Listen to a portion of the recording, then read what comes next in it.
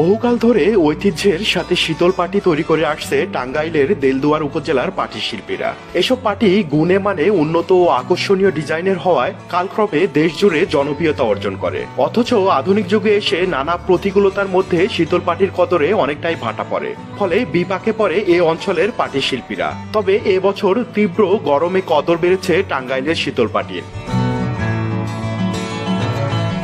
শীতল পাটির তৈরি কাজ যেন তাদের রক্তে মিশে আছে। তারা শত কষ্টের মাঝেও বাবা দাদার এই পেশাকে বুকে লালন করে আসছে।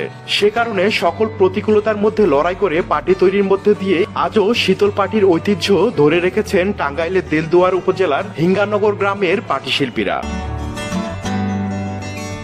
বর্তমানে আধুনিকতার জাতাকল থেকে বেরিয়ে এসে ঘুরে দাঁড়ানোর প্রয়াসে পুরো উদ্যম নিয়ে শীতল পাটির তৈরি কাজ করছেন এই অঞ্চলের পাটিকররা। এ উপজেলার শীতল পাটি গুণে মানে অনন্য হওয়ায় নজর কাটছে বর্তমানে বিভিন্ন অনলাইন শপে, যেখান থেকে পছন্দসই শীতল পাটি সংগ্রহ করছে ক্রেতারা। এই মাসে গরমের জন্য প্রতি পার পিস আগের 200 টাকা রেট বেশি।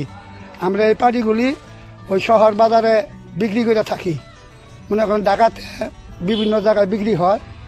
আর মনে করুন যে পাটি এখানে আমাদের যে একটা পাটি যে মূল্য তাতে আমাদের পুষে না।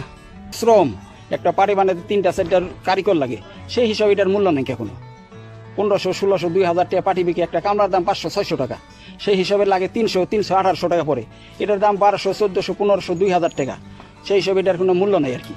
এই অঞ্চলের পাটি শিল্পকে আরো প্রসারিত করতে সব ধরনের সহযোগিতার কথা জানালো জেলা প্রশাসক মোহাম্মদ কায়সারুল ইসলাম। এলাকার যে শীতল পাটি সেটি টাঙ্গাইলের একটি প্রসিদ্ধ পণ্য এবং এই পণ্যের মাধ্যমে অত্র অঞ্চলের বেশ বড় একটা জনগোষ্ঠীর জীবন জীবিকা এগুলো পরিচালিত হচ্ছে এবং এই পণ্যটির মাধ্যমে এর সাথে সংশ্লিষ্ট মানুষগুলোর জীবনমান উন্নয়নের জন্য যা কিছু করণীয় সে বিষয়ে জেলা প্রশাসন বিস্তারিত কর্মসূচি গ্রহণ করেছে এবং ধাপে ধাপে সেগুলো আমরা বাস্তবায়ন করব।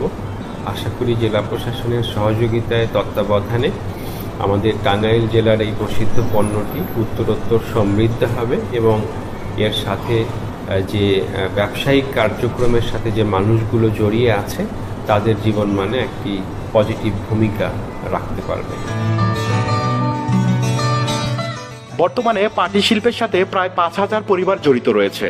এই অঞ্চলে প্রতিটি পাটির মান অনুযায়ী 800 থেকে 3000 টাকা পর্যন্ত পাইকারি মূল্যে বিক্রি হয়ে থাকে।